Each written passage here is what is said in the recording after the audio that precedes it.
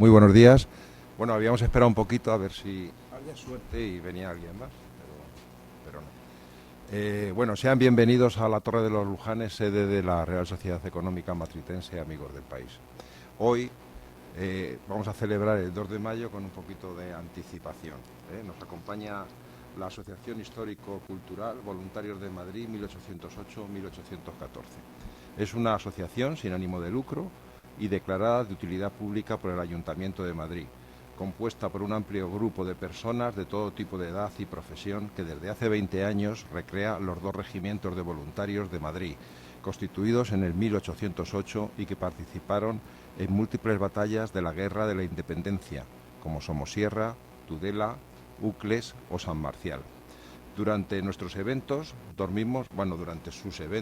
duermen bajo carpas de lona o fortificaciones interiores, comen raciones auténticas y practican el ejercicio y las tácticas que se desarrollaron hace más de 200 años en los campos de batalla de la península ibérica, Francia, Bélgica y América. Como miembros de la Asociación Napoleónica Española, comparten la afición con muchos otros grupos, lo que resulta con unas batallas espectaculares y noches inolvidables alrededor de una fogata. Y sin más, pues empezamos ya lo que es la conferencia. Creo que en primer lugar va a hablar Jesús Fuente Pastor, historiador y escritor, y hoy tenemos la suerte de tenerle aquí. Jesús, cuando quiera.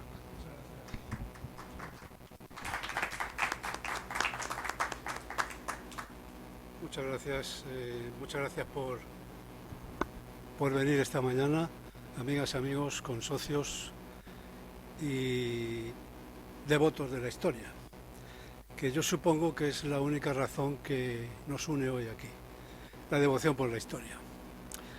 Yo tengo que decir que en mi condición de doble socio, porque soy socio de la Matritense y socio de Voluntarios de Madrid, tengo esa doble satisfacción de colaborar con mi regimiento de línea Voluntarios de Madrid en este lugar tan insuperable.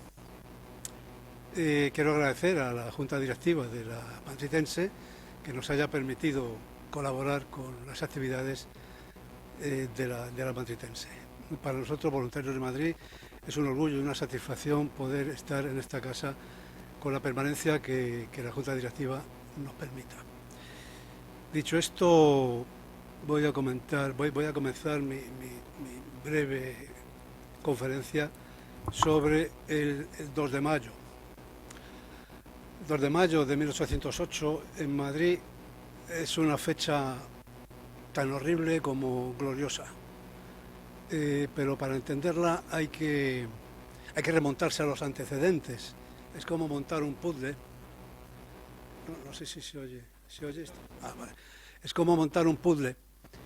Coges una pieza y la vas colocando hasta que todo el asunto se ve claro. Las piezas de ese puzzle, evidentemente, eran las personalidades más relevantes de la época y que tuvieron una perfecta función en este drama. Vamos a empezar por Carlos IV, que era el rey de España en esos momentos. Este hombre era un hombre de constitución muy fuerte. Le gustaba competir con peleas físicas con los palafreneros y los empleados de la caballería de Palacio. Era un entusiasta de los relojes. Se dice que se colgaba relojes de bolsillo, como 6 o 7, y se paseaba con ellos a grandes pasos, porque le habían dicho que así los relojes funcionaban mejor. Fue víctima de las maquinaciones de su mujer, María Luisa de Parma, la reina, y de un diablo cojuelo que se perdió por Palacio y que luego lo enredó todo, que fue Manuel Godoy. Pero vamos a ir paso a paso. El advenimiento de Carlos IV al trono de España no está rodeado de una regularidad aceptable. La ley de entonces decía que el rey de España tenía que haber nacido en España, y no es el caso de Carlos IV, del príncipe de Asturias en ese momento. Nació fuera de España. Pero su padre tenía problemas en la sucesión y no tuvo más remedio que nombrarle a él, porque su hermano mayor, el infante Luis de Borbón, era un tanto excesivamente aficionado a las faldas y no daba un equilibrio para un monarca como se suponía que debía de dar. Además, este hombre se casó en un matrimonio morganático con doña María Pilar de Vallábriga, y esto ofendió al rey. Le expulsó de la corte y le prohibió que usara los apellidos y distinciones de la familia real. Luego volveremos a ver cómo se cerró este asunto. Carlos IV, una persona débil, no podía resistir una personalidad como la de Napoleón Bonaparte. Napoleón Bonaparte era un individuo agresivo, inteligente, falto de principios absolutamente. Los tratados los tenía para incumplirlos. Y luego veremos hasta qué punto eso fue así. Es vergonzoso leer las cartas que Carlos IV enviaba a Napoleón, diciéndole: mi querido y bien amado hermano, en vos deposito mi seguridad, porque pues tenéis unos hombros muy fuertes. Eso a un individuo que estaba pendiente, a punto de invadir su país. Luego volveremos en conjunto a todas estas figuras, porque luego se juntaron en un esperpento que ni Valle Inclán. Pasamos a don Manuel Godoy. Este buen hombre era hijo de una familia semiacomodada de Extremadura. Su hermano mayor hizo fortuna porque lo enviaron a Madrid y lo ingresaron en el cuartel de guardias de corps. Ahí se inicia la carrera de este hombre, porque su hermano tenía relaciones muy íntimas con la reina. La reina estaba encaprichada con él, pero un día tuvo un accidente y no pudo ir. Entonces llamó a su hermano y le dijo: oye, mira, no puedo ir, tengo este asunto entre manos, tienes que ir y decir que no puedo porque estoy lesionado. Y esa fue la fortuna de Manuel Godoy, porque cuando la reina vio aquel mocetón, ya no lo soltó nunca. No lo soltó nunca. Y ahí empieza la gigantesca y rapidísima escalada de honores de Manuel Godoy, que un hombre sin una preparación política ni siquiera adecuada, tomó sobre sus hombros los mayores honores de gobierno de la nación, para desgracia de la nación, claro. Este hombre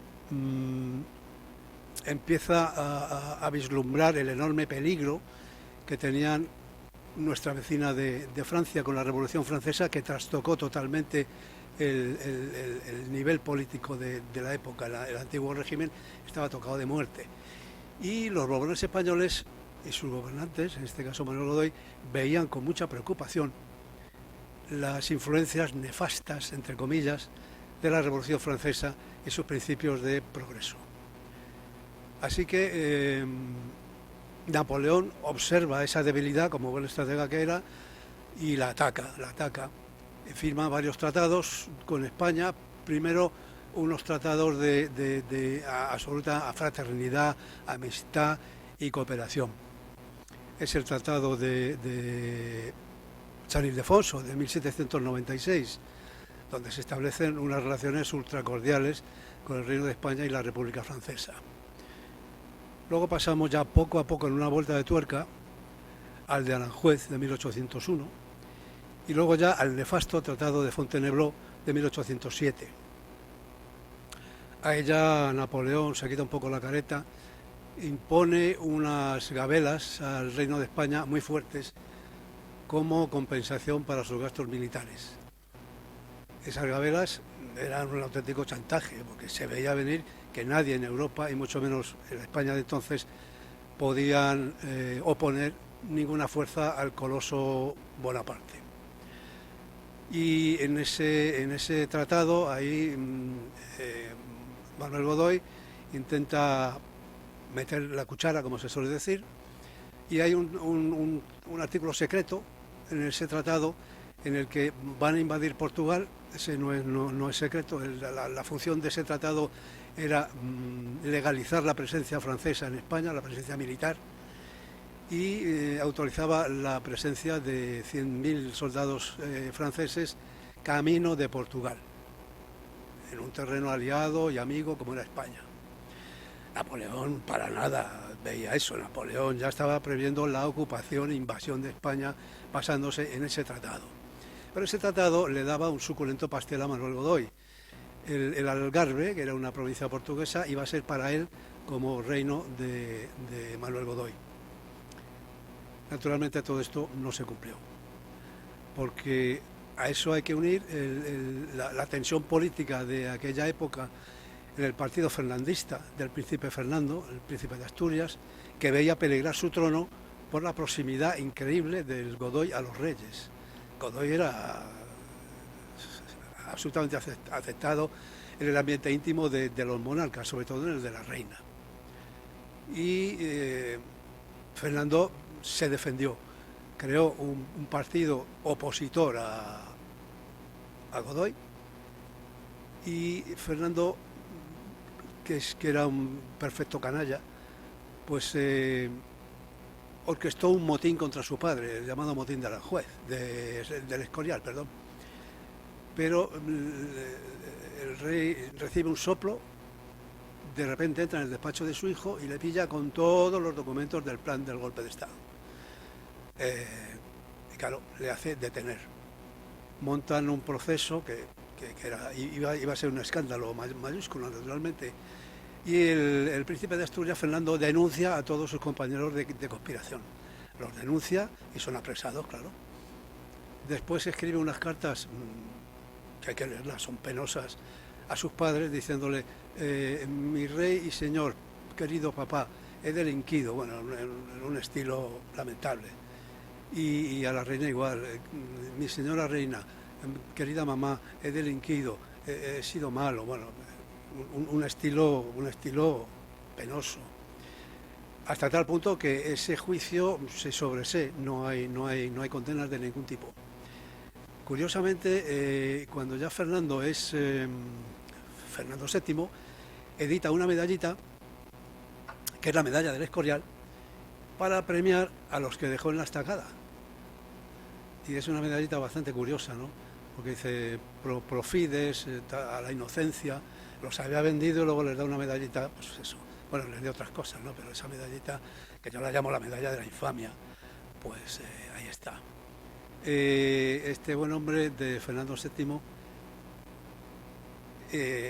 se ve envuelto ya en este tema y organiza el motín de Aranjuez, aprovechando que el empuje de Napoleón ya era inevitable y totalmente palpable. Intenta organizar una salida de los reyes a Andalucía para embarcarlos hacia América. Pero el príncipe Fernando organiza el motín de Aranjuez para impedir esa salida. Organiza un motín de populacho, un populacho pagado por los secuaces de Fernando, y obtiene la abdicación de su padre en él. Su padre, atemorizado por las turbas aquellas que estaban dando gritos y tal, dice: no, la tropa de escolta le dice: no, el único que puede calmar esto es el príncipe Fernando. Y el príncipe Fernando le dice: pues abdica, papá. Y papá abdica. A partir de entonces ya es Fernando VII y entra en Madrid. Pero ¿qué es lo que está ocurriendo en Madrid? Ya hay 200.000 franceses a los alrededores de Madrid y 30.000 dentro de la población. Los manda un individuo curiosísimo, Joaquín Murat, que ya es el virrey de Madrid y de España. Y las cartas que le mandan, no solamente la princesa de Etruria, sino el mismo Fernando VII arrojándose a sus pies, los reyes de España arrojándose a sus pies, a la parte que da órdenes al ejército para que no se le ocurra contrarrestar ninguna de las maniobras francesas, colaboración absoluta. El ejército tiene que estar acuartelado y se le priva de munición al ejército español, con lo cual abandonan a su suerte al pueblo español, lo dejan traicionado y desarmado.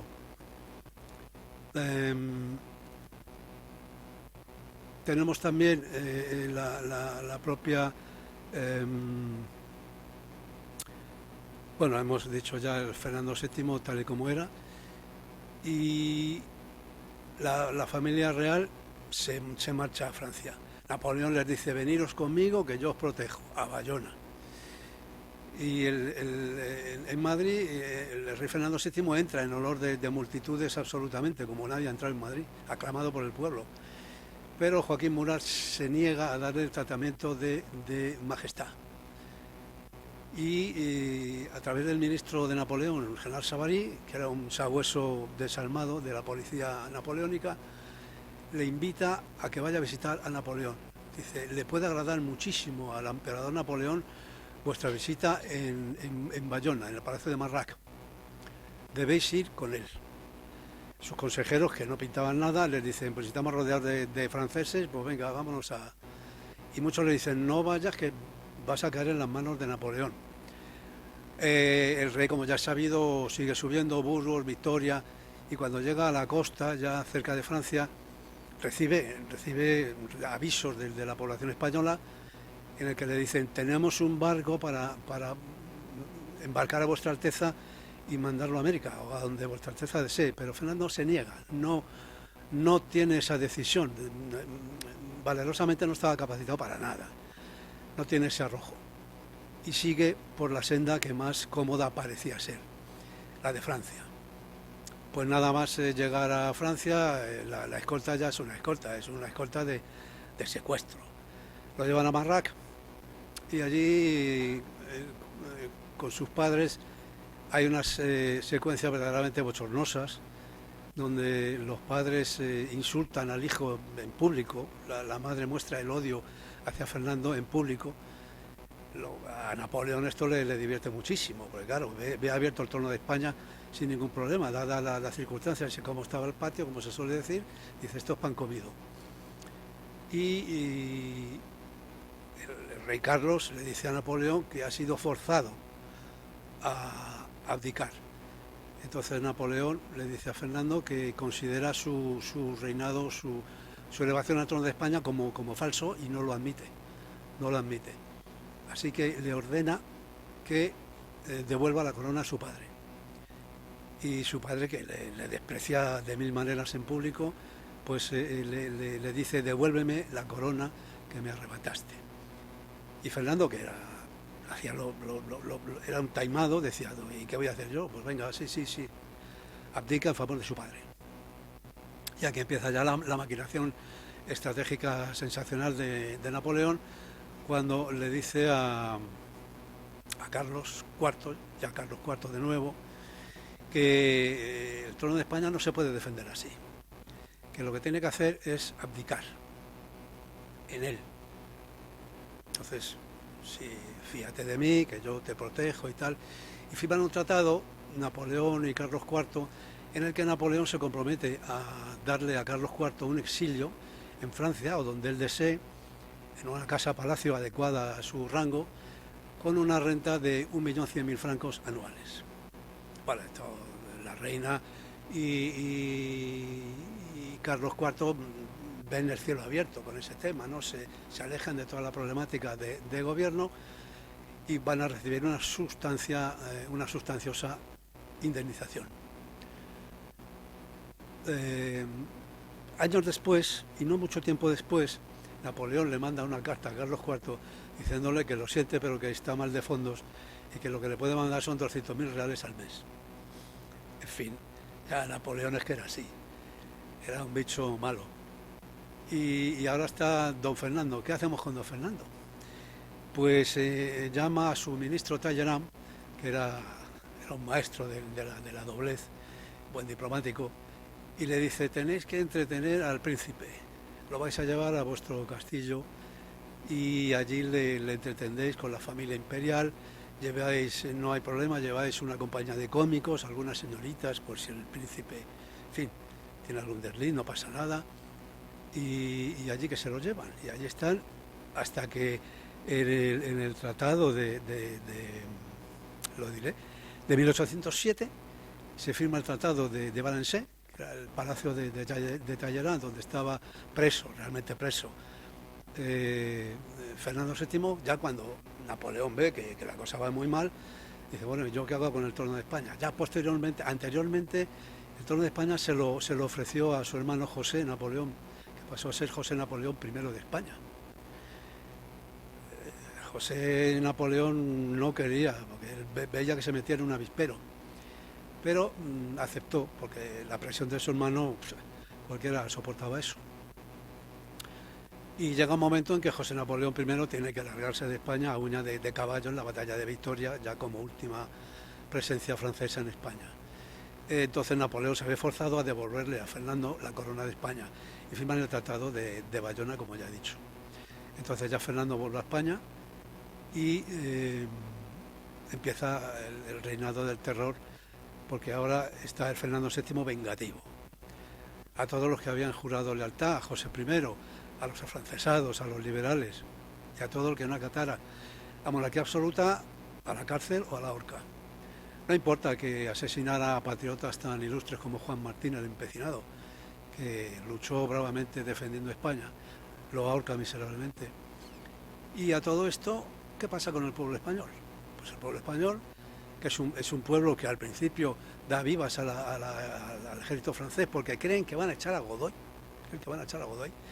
y creen que va a apoyar a Fernando. Luego se dan cuenta de que aquí está pasando algo raro. La soldadesca francesa se porta cada vez peor. Insulta, amenaza, roba, cuando puede viola. Y eso da lugar, pues, a que se despierte lo mejor o lo peor de los españoles. No se tolera un insulto a una mujer española. El que ofenda a la hija, a la nuera, a la nieta de alguien, ese acaba en un pozo. Y el ejército francés daba como desertores a esos soldados que no aparecían nunca nada más. Desaparecían porque los habían matado y los habían tirado a un pozo. Pero claro, esto empieza a enrarecerse, de tal manera que a Napoleón se le ocurre sacar a la familia real del palacio real. Y empieza por la princesa de Etruria y llega el 2 de mayo y antes el ambiente estaba, como ya digo, muy caldeado. Y el 2 de mayo la gente ve que hay coches, carrozas preparadas en el palacio y la famosa frase, se los llevan. Al pueblo español le daba igual que se llevan a la princesa de Etruria, pero cuando dicen que se llevan a los infantitos, dicen por ahí no pasamos. Infantes, que era parte de la herencia de Godoy, porque el parecido de los niños con Godoy era escandaloso, lo decían todos los embajadores. Es que es escandaloso, es que son sus hijos. O sea, y la reina los tenía de la mano, no los soltaba porque eran de su Manuel. Pues entonces el pueblo español dijo que por ahí no paso. Y llega el 2 de mayo. Como ya he dicho, una fecha tan horrible como gloriosa, porque ahí se destapó la grandeza de los españoles que sin armas y sin formación se enfrentaron a pecho descubierto al mejor ejército de Europa. Hay que decir que no hubo una calle en Madrid que no se regara con sangre española.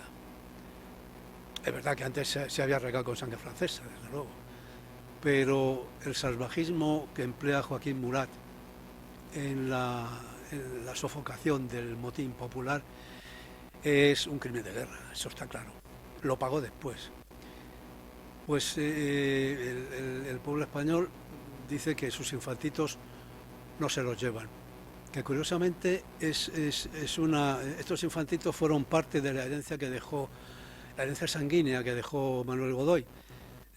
Se tiene documentados que los descendientes directos de Godoy fueron el infante Francisco de Paula, Isabel, habidos de la reina, los infantitos, la reina Isabel de Nápoles, María Cristina e Isabel de España, descendientes directos de Godoy, la emperatriz Teresa del Brasil, el rey Francisco de España, Fernando IV de Toscana, Alfonso XII y Alfonso XIII, llevan sangre de Godoy. Y claro, Juan Carlos I y Alfonso VI. Eso es así. ¿He dicho bien el nombre del rey? Perdón. Mi vena republicana me ha... Sí. Pues toda esta retahíla de grandes nombres llevan sangre de Godoy. Este hombre acaba exiliado en París, viviendo muy modestamente con una pensioncita, pero nadie le ha molestado, nadie... Pero claro, aquellos títulos de príncipe de la paz Él hace intentos con Metternich en el Congreso de Verona, de Viena, perdón, para mediar y sentarse en la mesa de los negociadores, pero todo el mundo le cierra la puerta. Hasta su queridísima, y yo creo que fue la única mujer que amó, Pepita Tudó, se presenta ante Metternich y le pide que acepte a Manuel en la mesa. Metternich le dice: señora, machese, que esto no es un bocado de gusto para nadie. Y empieza el tratado de, vamos, la participación de Europa. Aquí el antiguo régimen se sienta otra vez en los tronos de Europa. Aquí, una vez más, España es víctima de la inoperancia de la diplomacia española, que hay que decirlo, pues aquel individuo de Fernando VII tenía un ministro de Asuntos Exteriores al que no consultaba para nada. Él tenía sus propios elementos que iban a negociar por detrás del ministro español los acuerdos posibles a tomar. A Fernando VII la salud económica de España le importaba un pito. O sea, en vez de pedir indemnizaciones a Francia por el destrozo que nos hicieron, no toca ese tema y ve con buenos ojos que un nuevo ejército francés invada España. Los 100.000 hijos de San Luis, que acabaron con los pocos brotes verdes de liberalismo que empezaban a crecer en España. El 2 de mayo es, como ya he dicho, una fiesta de sangre. Las mujeres y hombres de Madrid pelean a pecho descubierto con lo que tenían: tijeras de pescadora, agujas de un zapatero, viejas escopetas. Los masacran. En todas las calles de Madrid, los madrileños y madrileñas fueron masacrados de una manera heroica. Los combates del Puerta del Sol contra los coraceros franceses han sido inmortalizados por Francisco de Goya. Los madrileños, con sus navajas cachicuernas de 7 palmos, de verdad, hicieron estragos, pero a base de un fervor suicida, un fervor patriótico, a matar franceses, porque veían lo que le estaban haciendo los franceses. En Madrid cayeron muchos franceses. Se da la gesta inimitable del Parque de Monteleón, donde muy poquitos oficiales españoles salvan el honor del ejército. David Velarde, por ejemplo, Ruiz, dirigen a la masa de población que querían combatir al francés y que pedían armas. Entonces llegan al Parque de Monteleón. La gesta es increíble, porque no solamente resisten el embate de 2 regimientos franceses, sino que resisten el embate de la caballería. Y hacen prisioneros a 200 franceses. Con el general Montrón, que dirigía los 2 regimientos, los hacen prisioneros. Claro, esto a Joaquín Mural le enfurece de una manera extraordinaria. Dice que borren esa chusma del mapa. Y mandan a la caballería, ya se les acaba la munición y lo único que queda ya es morir al pie del cañón, que es lo que hicieron. Aquellas bravísimas mujeres y aquellos hombres excepcionales, pues pusieron muy alto el pabellón español. En todas las calles de Madrid, Antón Martín, Atocha, Veneras, Plaza Mayor, Puerta del Sol, Plaza Oriente, la población madrileña caía sin ningún problema a los pies de los caballos, reventando caballos, en un gesto absolutamente heroico, y yo espero que no se repita nunca más, naturalmente. Pero ese fue el 2 de mayo. Nosotros, desde Voluntarios de Madrid, intentamos recrear aquello para que no se borre su nombre de la historia. Y hablando de nombres, sería muy difícil, y el tiempo lo impide, recordar la memoria de todos aquellos que se conocen. Pero tengo aquí algunos. Sí, voy a citar algunos. Los muertos ante el palacio, algunos de ellos: Antonio García, Blasa Grimaldo, Esteban Milán, Rosa Ramírez, Tomás Castillón, Manuel Pereira, médico. Y estos fueron algunos que cayeron en palacio, pero las víctimas en la Plaza Mayor, en Tirso de Molina, Antón Martín, Atocha, Paseo de Recoletos, Cibeles, donde la salvaje represión los fusilaban, les quitaban la ropa y los fusilaban en Cibeles, en la Plaza Neptuno, donde los pillaban. fue una retahíla increíble de víctimas heroicas que nosotros desde Voluntarios de Madrid pretendemos honrar su memoria gracias a la colaboración de la Matritense. Yo con esto quiero terminar, no quiero extenderme más, aunque se podría, pero casi me gusta acabar mis intervenciones aquí diciendo, señores, si no son socios de la Matritense, háganse socios, porque valen mucho más de lo que cuesta. He terminado, gracias.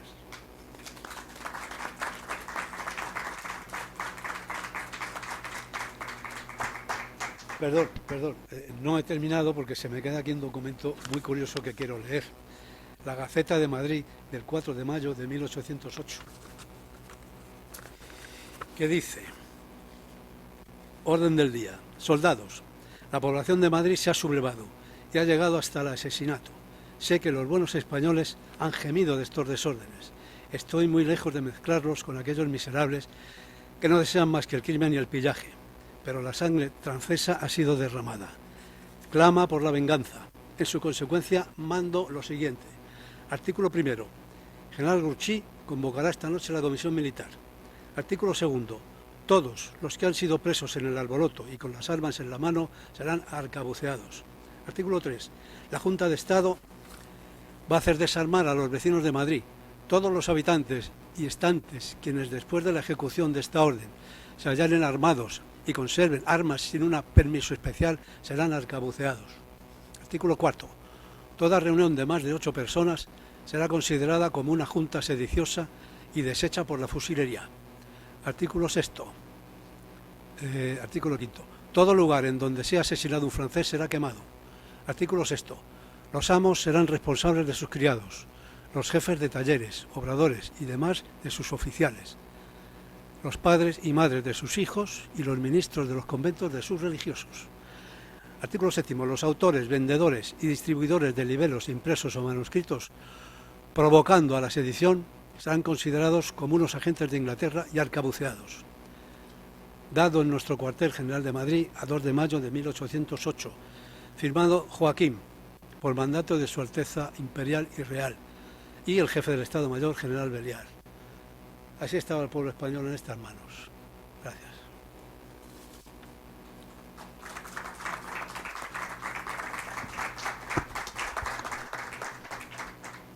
Muchísimas gracias, Jesús. Nos acompaña también Alfonso Sabrón, que es el presidente de la Asociación de Voluntarios. Muchas gracias.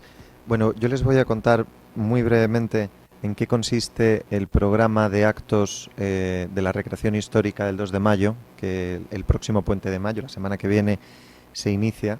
Bueno, en primer lugar, compartirles el cartel del evento, que es un evento en el que ha colaborado la Comunidad de Madrid, la Consejería de Cultura y Turismo de la Comunidad de Madrid, así como la Asociación Napoleónica Española, que es la Federación de Asociaciones de Recreación Histórica del siglo XIX a la que pertenecemos.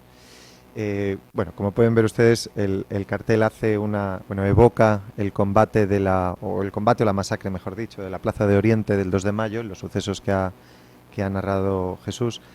Pueden ver cazadores de la Guardia Imperial, dragones de la Emperatriz, mujeres y hombres del pueblo de Madrid, al general Moncey, al que se le ve preocupado y con razón, y abajo la carga de caballería de los dragones de la Emperatriz contra la masa, contra el pueblo de Madrid, que estaba lamentablemente mucho más desarmado de lo que estaremos nosotros el próximo 30 de abril, que es el día en que se va a celebrar y conmemorar y recrear todos estos hechos. El programa, para que ustedes lo conozcan y puedan asistir a los actos que les apetezcan y puedan asistir sus amigos, sus familiares, etcétera, se inicia el propio domingo, 30 de abril, aunque habrá una pequeña recreación histórica en el municipio de Torrejón de Ardoz, en la plaza mayor, en la plaza principal del ayuntamiento, por la mañana. Esa es una recreación pequeña que es ya tradición allí, pero el acto, digamos, fundamental en la ciudad de Madrid se desarrolla, como les digo, el domingo 30 de abril a partir de las 11 de la mañana, cuando una columna de recreadores salga de la estación de metro de Ibiza, para alegría de los fotógrafos y del departamento de marketing de Metro de Madrid. y se encaminará por la Puerta de la Reina Mercedes hacia dentro del Parque del Retiro, donde desfilará hasta el Salón del Estanque, que es la avenida que va paralela al estanque famoso que todos conocemos, hasta el Paseo de las Estatuas, desde donde partirán grupos de recreadores vestidos y uniformados de época, equipados, armados, por distintas rutas del Parque del Retiro, visitando distintos puntos interesantes de la historia del Parque del Retiro, casi todos ellos relevantes o durante la Guerra de Independencia o en particular en el propio 2 de mayo o en los años posteriores bajo el reinado de Fernando VII.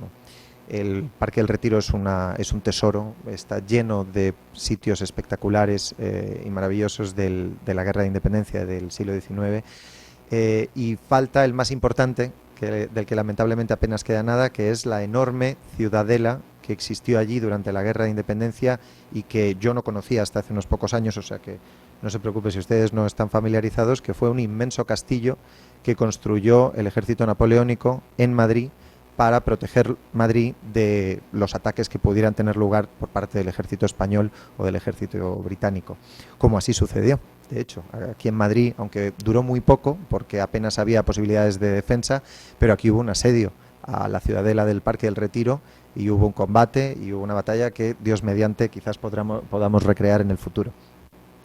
Después de esto, a las 4 de la tarde, todos los recreadores, estamos hablando de más de 300 recreadores de época, franceses, españoles, venidos de varios países, de casi todas las comunidades autónomas, y una buena escolta a caballería que acompañará al carruaje real con el infante, se formará en columna e iniciará el gran desfile que empezará en el Parque del Retiro, en el monumento de Alfonso XII, y continuará por la calle de Felipe IV, por el Museo del Prado, hará una pequeña parada en la Plaza de la Lealtad, donde está la llama del soldado desconocido, que es un sitio obligado, porque además están ahí, si no me equivoco, las cenizas de Daoiz y Velarde, o sea que cómo no parar ahí. De ahí nos encaminaremos por la carrera de San Jerónimo hasta la Puerta del Sol, donde haremos otro pequeño homenaje, considerando que ahí hay una placa a los caídos el 2 de mayo en los combates que hubo en la propia plaza de la Puerta del Sol, que luego recrea Francisco de Goya en el cuadro de los mamelucos, ¿no?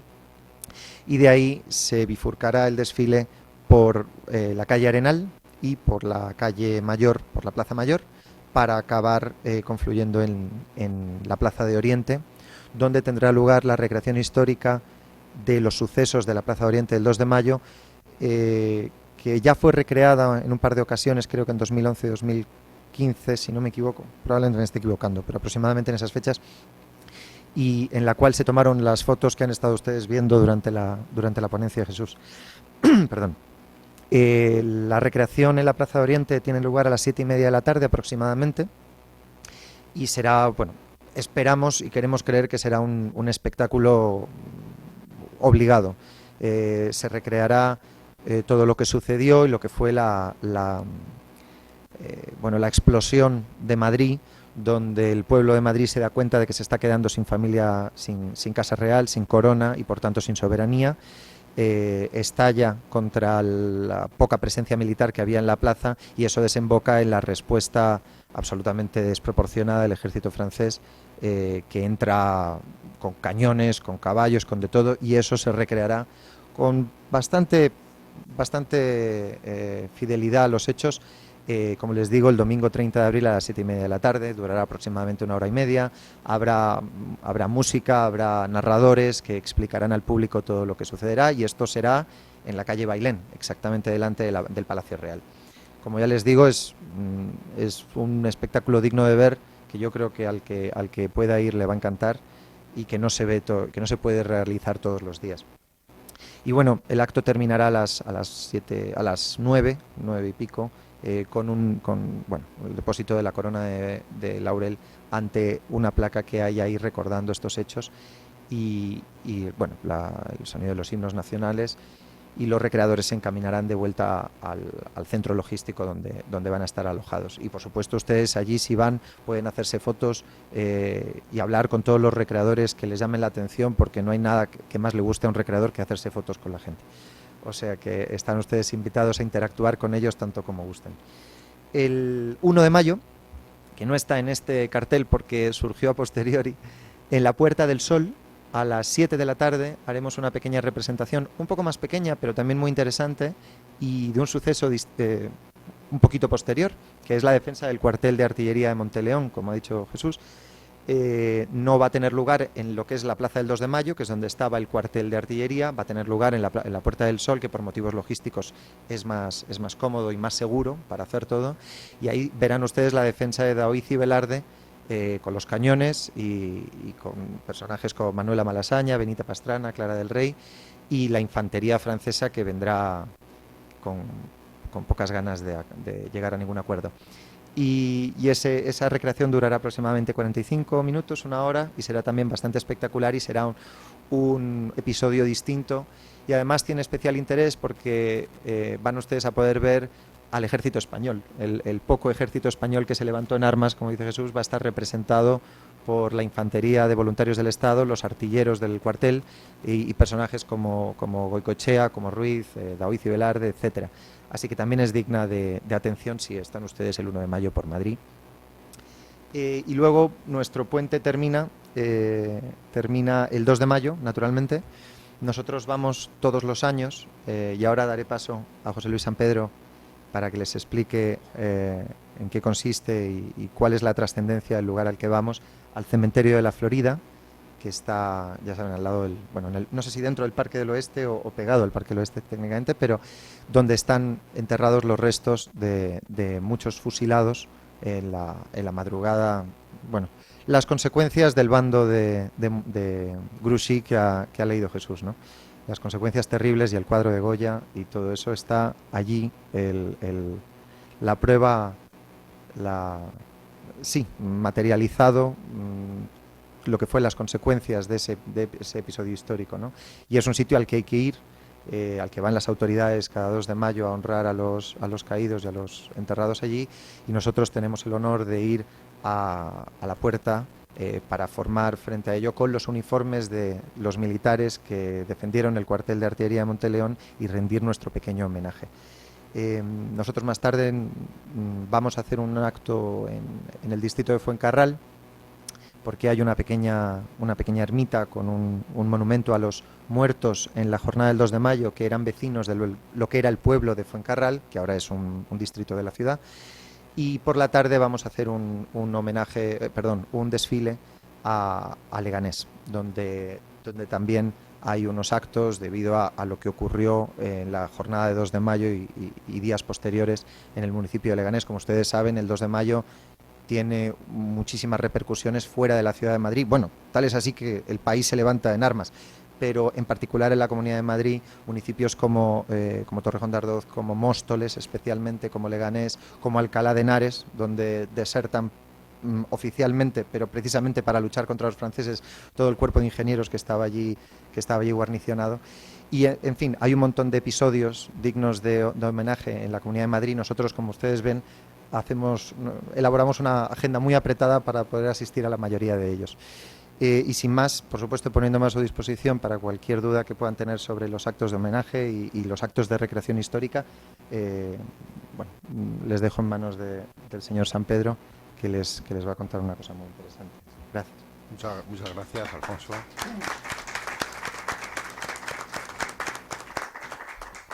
José Luis San Pedro, cuando quiera.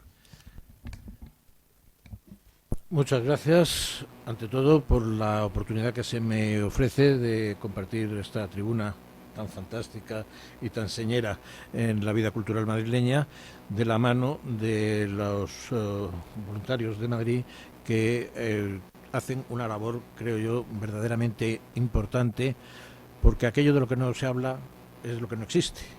Y si hacemos caer en el recuerdo las figuras que nos ha traído a la mente Jesús primero y Carlos después, pues los estaremos matando por segunda vez.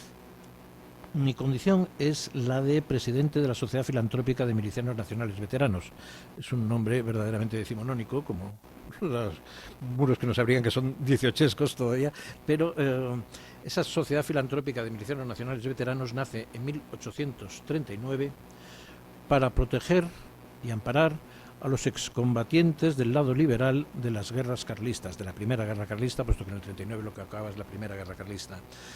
Es, por tanto, fruto de la terrible historia de guerra civilista española del siglo XIX y surge como una especie de mutualidad para darle ayuda a la enfermedad y en el enterramiento a los combatientes en ese momento de la Primera Guerra Carlista. Esa sociedad, nacida en 1839, un siglo después, casi en 1917, se termina haciendo cargo de un punto histórico que ha citado Carlos, que es el cementerio de la Florida. El cementerio de la Florida ha nacido en 1792 por orden de Carlos IV. Aquí siento disentir con Jesús. Yo no tengo la mala consideración de Carlos IV y muchísimo menos de María Luisa. Él ha dicho que el español debe defender a las españolas y yo quiero levantar mi voz a favor de María Luisa y manifestar con todo afecto mi desacuerdo con la versión que él ha dado de sus relaciones con Manuel Godoy y mucho menos de la paternidad atribuida a sus descendientes. No creo ni muchísimo menos que Manuel Godoy sea antepasado de don Felipe VI. Bien, dicho todo lo cual, y haciendo uso, por tanto, de esa obligación que creo que debemos tener los españoles para defender a ciertas españolas, sí comparto todo lo demás, que es lo más importante que se ha dicho, que el pueblo español en masa se sublevó contra la injerencia ilegítima de los franceses y reaccionó de una manera verdaderamente digna, devolviendo al pueblo de España la soberanía y la dignidad de la que se le había privado. Eso es lo verdaderamente importante de lo que nos ocupa hoy.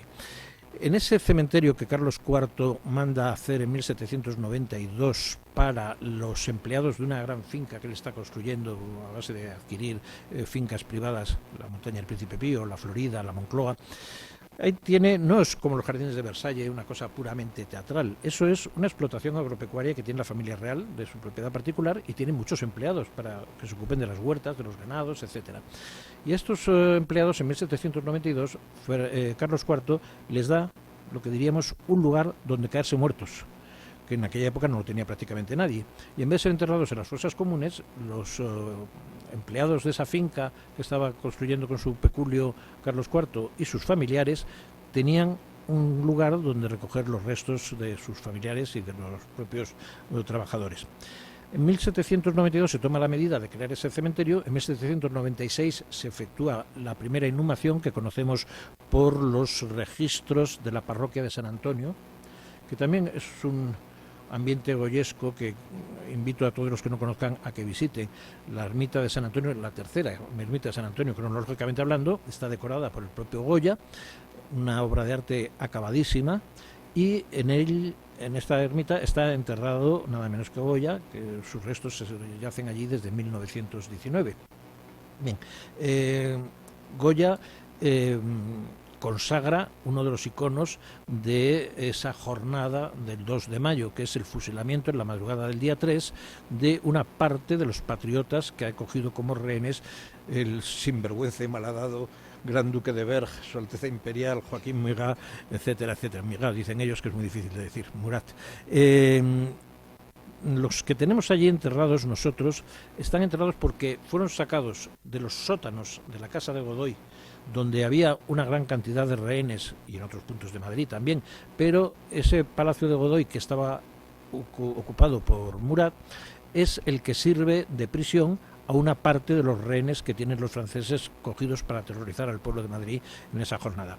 Esos son sacados por la noche del 2 al 3 de mayo y en la madrugada, a las 4 de la mañana aproximadamente, son asesinados en un punto indeterminado del Parque del Oeste, que luego, casando piezas del puzzle de la documentación que hemos ido manejando, se puede decir que fueron fusilados muy posiblemente donde hoy se coge el teleférico, en la estación del teleférico, cuando el día 8 de mayo de 1808 se produce un escrito del encargado de la finca dirigido a la mayordomía mayor de Palacio, expone que en una acequia que corre junto a la tapia del tejar del Príncipe Pío hay un grupo indeterminado de cadáveres que impiden el paso del agua y por tanto la posibilidad de riego de la finca.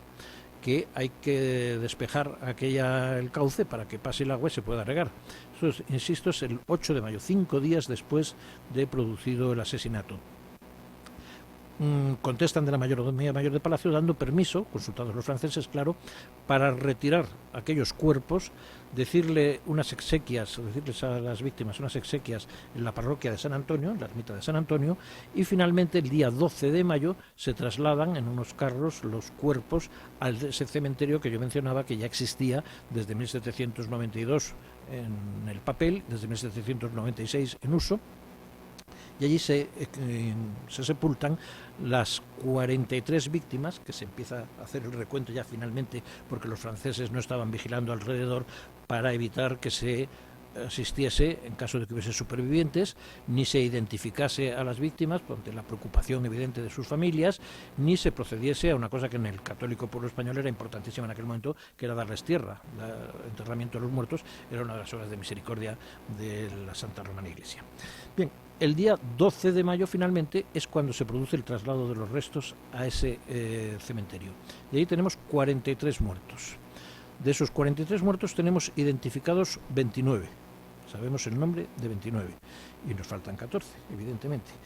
De esos 29, de esos 43, sabemos que ninguno era mujer.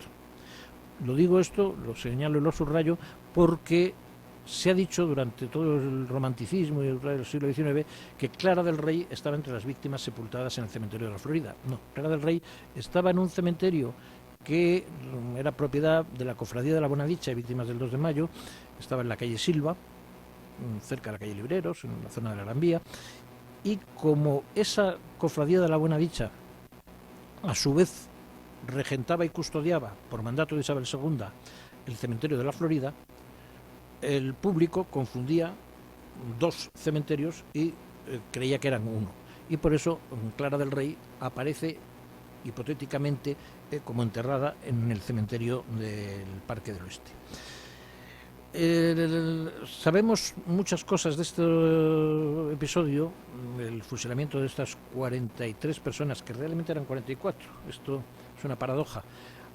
El 44º fusilado se hizo el muerto, consiguió desligarse las ataduras que tenía detrás, era un asturiano, Juan Suárez, daría para hacer una serie de televisión muy interesante, y este hombre echa a correr, y él dice que echa a correr cuesta abajo, camino de la ermita de San Antonio, para refugiarse en ella, se la encuentra cerrada y se tiene que ir a la de Santa María. Si echa a correr cuesta abajo, desde las tapias del tejar del Príncipe Pío, que aparece en sus restos cuando se construye el teleférico, sabemos que tuvieron que ser los fusilamientos de este grupo, que es la 10ª parte de los asesinatos que hubo en Madrid aquella noche, tuvo que ser en esa zona del Parque del Oeste. Y aprovecho para indicarles a los que no conozcan aquella zona, que es muy probable que haya muchos que lo ignoren, que esto está en el Parque del Oeste, a mitad de la línea que podríamos trazar entre el teleférico y la ermita de San Antonio, al lado justamente de la Escuela de Cerámica, que tiene unas enormes chimeneas de los hornos, y allí se puede localizar el cementerio. Nosotros en la Sociedad Filantrópica de Milicianos Nacionales Veteranos llevamos años dándole vueltas a la posibilidad de que se haga un monumento en esa zona al pie del teleférico, que recuerde que allí creemos que se tuvo lugar el asesinato de estas víctimas, y que se quede indicado de alguna manera en el Parque del Oeste dónde está el cementerio y qué es lo que contiene. Si esto estuviera en Rusia o en el Reino Unido, pues no quiero ni pensar lo que sería aquello. Hablábamos antes, Carlos y yo, de Borodino en Rusia. Bueno, si aquí tuviésemos un Borodino, pues sería nada, un paraje olvidado que nadie se ocuparía de él. Bien, en ese cementerio hay que aclarar una cuestión. Ese cementerio era propiedad privada de la familia real. Cuando se produce la desamortización de los bienes de la corona, de la familia real, nadie se lo queda. Como ya es un cementerio que no produce beneficios económicos, nadie quiere hacerse cargo de él. Y lo que hoy es patrimonio nacional, pues no entiende que sea de su titularidad. Pero la prueba evidente de que eso es titularidad de lo que hoy es patrimonio nacional es que los registros de los difuntos están en el archivo de la ermita de San Antonio, como parroquia que es. Luego, si el cementerio dependía de San Antonio que depende del patrimonio nacional, es evidente que manda y que esto debería ser de patrimonio nacional. De momento es una tierra de nadie, una res nullius, que regenta únicamente como usufructuarios, digamos, si es que diera algún fruto aparte de la satisfacción moral que representa el rendir homenaje continuamente a estos héroes, pues somos los custodios, los depositarios, los guardianes de ese lugar histórico. El día 2 de mayo, como ha recordado Carlos, hay un acto público, solemne, a las 10 de la mañana, que vienen las autoridades autonómicas y militares a rendir homenaje a estos patriotas. Luego a las 12 hay una misa, en sufragio de sus almas, y a lo largo de todo el día circulan los visitantes que quieren acercarse hasta allí a rendir homenaje a estas víctimas.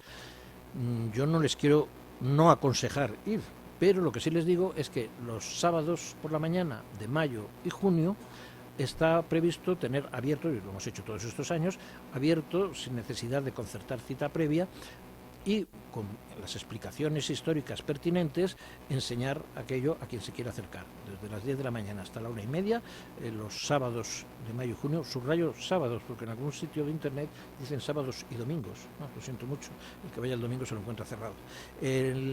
Los sábados de mayo y junio, y hay unos teléfonos donde se puede llamar, unos correos electrónicos a los que se puede acudir para concertar citas a lo largo de todos los años, de todo el año. Son centenares los visitantes particulares, colegios, asociaciones culturales que acuden allí continuamente. Entonces, simplemente agradecer nuevamente esta oportunidad que se me ha dado como responsable del Cementerio de la Florida en estos momentos, explicar que llevo la medalla que nos dio como distintivo siendo ministro de la Gobernación, que se ocupaba de todo en época de Isabel II, miento ya, en época de Amadeo de Saboya, don Práxedes Mateo Sagasta, y como responsable, insisto, de este lugar de homenaje a lo que serían el 10% de las víctimas de aquella noche fruto de la Besania de los franceses, Joaquín Mirá había hecho un curso de terrorismo en la Revolución Francesa y había ampliado estudios en Egipto, en la campaña de Napoleón. Y los supervivientes de los mamelucos que él no mató fueron los que estaban aquí repartiendo sablazos en la Puerta del Sol. Entonces, por las investigaciones de don Juan Pérez de Guzmán y Gallo, de Real Academia de la Historia de 1907, sabemos que aquella noche hubo por lo menos 400 y pico muertos en Madrid, no en combate, sino fruto de la represión, del terrorismo de los franceses en aquel momento.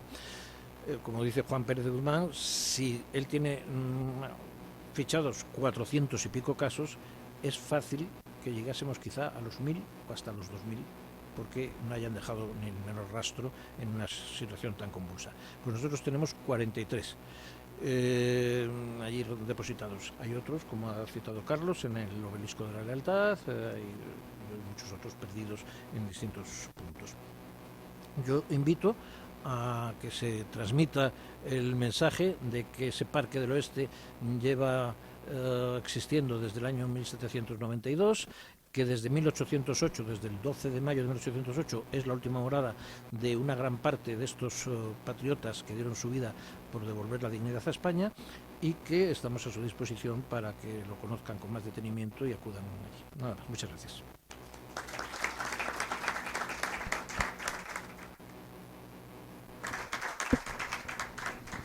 Muchísimas gracias, José Luis. La verdad es que muy interesante. Yo intentaré ir.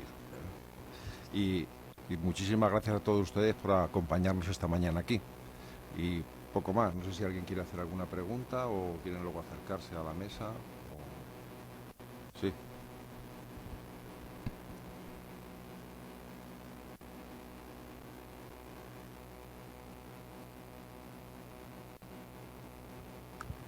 Buenas.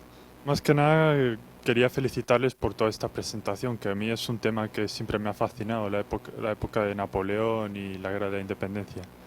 Mi pregunta, más que del 2 de mayo, está centrada un poco en los antecedentes, sobre todo en Godoy.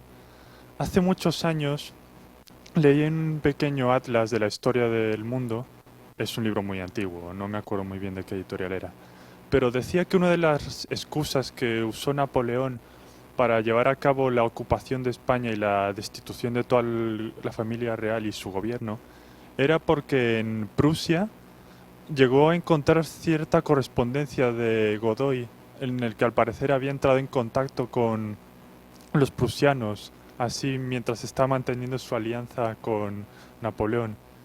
¿Es eso cierto o es más que nada una suposición de que el ministro estuviese haciendo un juego de doble vara, por así decirlo? Gracias.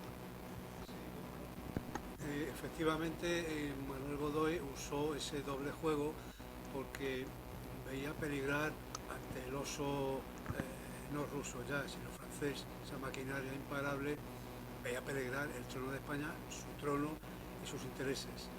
No solamente invadió Francia y peleó contra los ejércitos de la República Francesa, sino que además mantuvo relaciones con los prusianos. Eso está comprobado, sí, sí. Perdón, que añada otra cosa.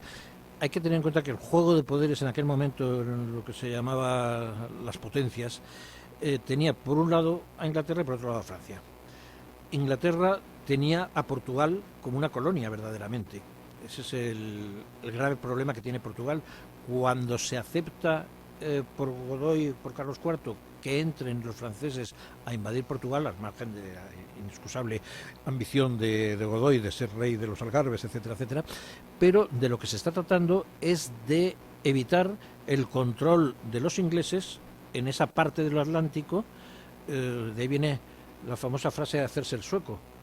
Cuando Napoleón intenta someter a un boicot el comercio del Reino Unido, los barcos españoles siguen comerciando con el Reino Unido, y como el que no participaba en el boicot era Suecia, enarbolan el pabellón sueco y comercian con Inglaterra los barcos españoles bajo pabellón sueco. Entonces se está haciendo el sueco, claro, quiere tener acceso a los puertos. Bien, pues ese problema que no tiene solución realmente, porque es o los ingleses o los franceses, todos ellos iban contra el Imperio Español. Entonces está en saber con quién te alías contra el otro en cada momento. Y ese es el zigzag que hace la política exterior de Godoy, viendo primero que han intentado luchar contra la República Francesa con su lado y contra el propio Napoleón y no lo han conseguido. Pues entonces lo que hacemos es que nos juntamos a Francia y luchamos contra Inglaterra, porque cualquiera de los dos van contra nosotros. Entonces, evidentemente, el cuerpo diplomático español estuvo intentando acercarse a Prusia en aquellos momentos, que era el gran enemigo también de la Francia revolucionaria, y había que acabar con ella. Y es lo que hace que casualísimamente en ese momento Prusia y el Reino Unido sean aliados, porque están todos contra Francia. Entonces ahí hay un juego muy, muy complicado, pero es ese. Muchas gracias. ¿Alguna pregunta más? Bueno, pues muchas gracias por acompañarnos esta mañana aquí. Gracias.